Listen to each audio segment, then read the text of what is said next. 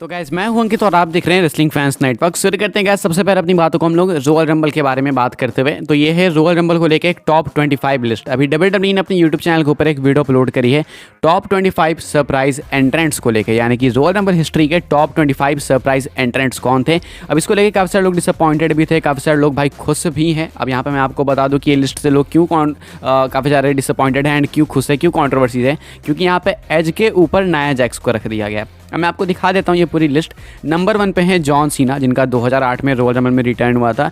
John Cena का name यहाँ पे एज स्टाइल्स का 2016 का debut WWE debut royal rumble का, ये भी काफ़ी आइकॉनिक था। तो नंबर 2 पे बेकी लिंच का 2019 वाला अपेयरेंस, उसके बाद diesel 2011, triple H 2016, Rey Mysterio 2018, status 2018, 8 पे है लोगन पॉल 2023। यहाँ पे सरप्राइज एंट्रेंस की बात हो रही है, सिर्फ रिटर्न्स की नहीं। देन है नाया जैक्स 2019 पे, यानी 2019 जिस साल वो आई थी नंबर 9 पे। यहाँ पे इनसे अगर देखो ना तो नीचे हैं एज का 2020 का रिटर्न काफ़ी मैसिव था, तो वो नाया जैक्स से नीचे कैसे हैं वो नहीं पता। तो ये मेरे लिए भी थोड़ी चीज़ एक काफ़ी वियर्ड है। देन है नंबर 10 पे जेरी लॉलर, जिनका रिटर्न हुआ था 1997 के रॉयल रंबल में। उसके बाद अगर आप नीचे देखोगे तो मिशेल मैककूल अंडरटेकर की वाइफ 2023 में इनका हुआ था रिटर्न। यहाँ पे एज नंबर 12 पे, यानी कि नाया जैक्स नंबर 9 पे, एज है नंबर 12 पे, 2020 में इनका रिटर्न हुआ था। देन है ब्रॉक लेसनर 2022 वाले रिटर्न के साथ, बैड बनी 2022 रॉयल रंबल डेब्यू के साथ कह सकते हम लोग, नहीं रॉयल रंबल में पहले परफॉर्म कर चुके हैं लेकिन रॉयल रंबल मैच में नहीं। तो रॉयल रंबल मैच में बैड बनी 2022 में आए थे। सेमी जेन 2016 एंड बाबा रे डेडली हैं। उसके बाद है लीटा 2018 में। देन है आरवीडी 2009, खर्मा ये एक फीमेल सुपरस्टार है यहाँ पे 2012 में। देन रॉडी पाइपर हैं 2008 में, हैक्सो जिम डगन 2012। देन उसके बाद बॉब बैकलैंड 2000 की बात हो रही है यहाँ पे, Michael Cole 2012, MVP 2020 and number 25 पे बुकर टी 2011। तो यहाँ पे जो है भाई ये एक डब्ल्यूडब्ल्यूई ने लिस्ट जारी करी थी अभी के हिसाब से, अपने यूट्यूब चैनल के ऊपर वीडियो भी पोस्ट करी डब्ल्यूडब्ल्यूई ने प्रॉपर, तो आप जाके चेकआउट कर सकते हो। आगे बढ़ते हैं, बात करते हैं अगली स्टोरी के बारे में जो कि अपनी रिलेटेड है सीएम पंक के एक मैसिव रॉयल रंबल स्पॉइलर को लेके। क्या हमें ऑलरेडी एक स्पॉइलर मिल चुका है कि सीएम पंक रॉयल रंबल जीतने वाले हैं या फिर क्या है ये, वो मैं आपको बता दूं। और देखो सीएम पंक आने वाले मंडे नाइट रॉ के एपिसोड के लिए कंफर्म है, वहाँ पे वो प्रेजेंट होने वाले हैं। कोडी रोड्स के साथ इनका फेस ऑफ होने वाला है। अब ये एपिसोड होगा गो होम शो, इसके बाद रॉयल रंबल में सीएम पंक होंगे एंड वहाँ पे चांसेस हैं, हैवी चांसेस है कि वो जीत सकते हैं। इवन बैटिंग ऑड्स में वो टॉप पे हैं, उनके पीछे हैं कोडी रोड्स। तो सीएम पंक के चांसेस अभी तक सबसे ज़्यादा हैं रॉयल रंबल जीतने के। अब एक्चुअली में जीत सकते हैं, सारी चीज़ स्पॉइल हो चुकी है because CM Punk is being advertised for the WWE raw after the royal rumble. तो सीएम पंक जो वो एडवर्टाइज्ड हैं, कंफर्म है आने वाले मंडे नाइट रॉ के एक और एपिसोड के लिए। कल तो वो होने ट्यूसडे को तो वो होने ही वाले हैं। उसके बाद वो रॉयल रंबल में भी होंगे एंड जो रॉयल रंबल के बाद का रॉ होगा वहाँ पे भी वो प्रेजेंट होने वाले हैं। अब क्या हम लोग एक्सपेक्ट कर सकते हैं कि एक विनिंग स्पीच होने वाली है? मोस्ट प्रोबेबली इसका आंसर अगर मुझे देना है तो मैं यस ही बोलूँगा because CM Punk he royal rumble जीतने वाले हैं। अब अभी के हिसाब से ये चीज़ ऑलमोस्ट कंफर्म है, इसमें कोई डाउट वगैरह है नहीं। बस देखना ये है कि वो जीतते हैं किस तरीके से, क्योंकि कोडी रोड्स को एलिमिनेट करना सबके बस की बात नहीं है। तो कोडी को कौन एलिमिनेट करेगा एंड उसके बाद सीएम पंक उस वजह से ही जीतेंगे मेनली। तो देखना होगा ये सारी चीज़ें। अभी के हिसाब से सीएम पंक कंफर्म है मंडे नाइट रॉ के एपिसोड के लिए जो कि होगा रॉयल रंबल के जस्ट बाद।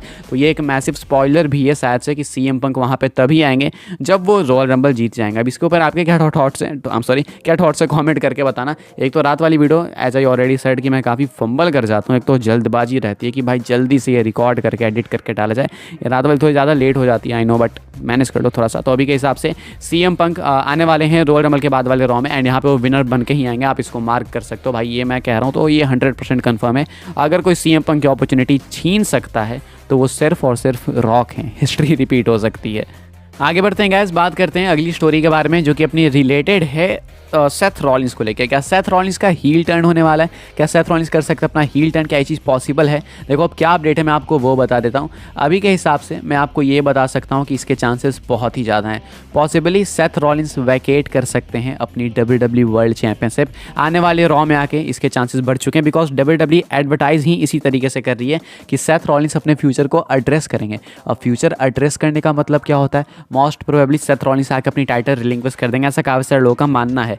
तो अगर ये चीज़ हो जाएगी तो बुकिंग में काफ़ी प्रॉब्लम्स है, लेकिन इसमें एक चीज़ पॉजिटिव हो सकती है कि डब्ल्यूडब्ल्यूई को एक प्रॉपर एंगल मिल जाएगा CM Punk versus Seth Rollins की फ्यूड का। अभी के हिसाब से अगर आप देखो ना तो ये दोनों के दोनों बेबी फेस सुपरस्टार बने हुए हैं, यानी कि दोनों अभी बेबी फेस हैं।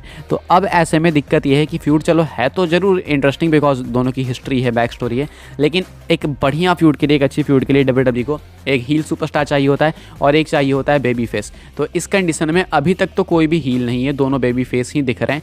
एंड अगर सेथ रॉलिंस अपनी टाइटल रिलिंक्विश करके जाते हैं तो देन इस कंडीशन में चांसेस बहुत ही अच्छे खासे बन जाते हैं कि जो CM पंक हैं वो इस टाइटल को मे बी रेसलमेनिया से पहले ही जीत लें। देखो भाई, हो कुछ भी सकता है, अभी के हिसाब से सेथ रॉलिंस के अलावा वही एक परफेक्ट ऑप्शन होंगे, तो वो हो सकता है। अब इस कंडीशन में सेथ रॉलिंस जब वापस आएंगे तो वो ले सकते हैं एक heel turn and then Seth Rollins आके वापस अपनी टाइटल रिक्लेम करने की कोशिश करेंगे।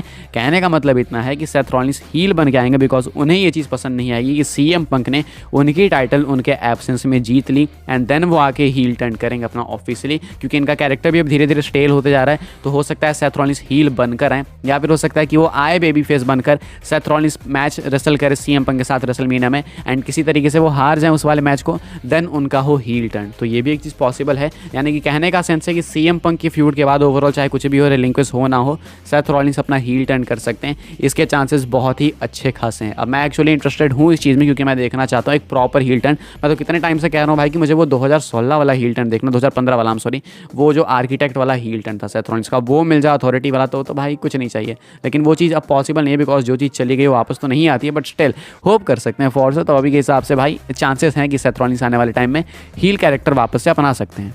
आगे बढ़ते हैं, बात करते हैं अपनी नेक्स्ट एंड फाइनल स्टोरी के बारे में जो कि है ब्रॉक लेसनर को लेके, कि हम लोग एक्सपेक्ट कर सकते हैं ब्रॉक लेसनर को आने वाले रॉक एपिसोड में। अगर आपको नहीं पता तो मैं आपको याद दिला दूं, अपडेट निकल के सामने आई थी रेसलिंग ऑब्जर्वर न्यूज़ लेटर की तरफ से कि ब्रॉक लेसनर रॉयल रंबल का पार्ट बनने वाले हैं। उसके चांसेस बहुत अच्छे खासे हैं एंड इसके लिए ब्रॉक लेसनर हो सकता है कि पहले मंडे नाइट रॉ में ही आ जाए। यानी कि ब्रॉक लेसनर हो सकता है कि मंडे नाइट रॉ में ही आपको पहले देखने को मिल जाए। क्या इसके चांसेस हैं, क्या स्टेटस मैं आपको बता दूं। अभी के हिसाब से गैस जो स्टेटस है ब्रॉक लेसनर का रॉयल रंबल के लिए वो तो क्लियर दिख रहा है कि हाँ वो अपीयर हो सकते हैं, वहाँ पे वो हो सकते हैं, चांसेस उसके अच्छे खासे हैं।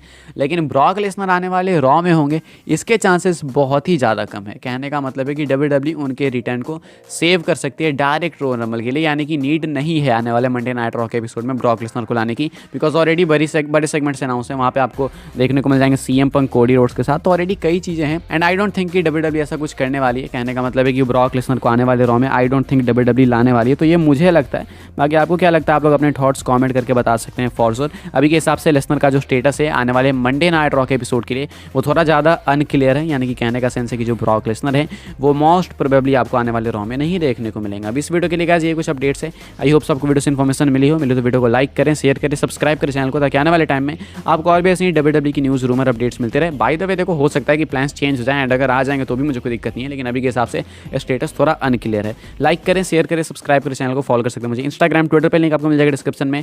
बाकी मिलते हैं अपनी नेक्स्ट ऑफर काफ़ी इंटरेस्टिंग वीडियो में।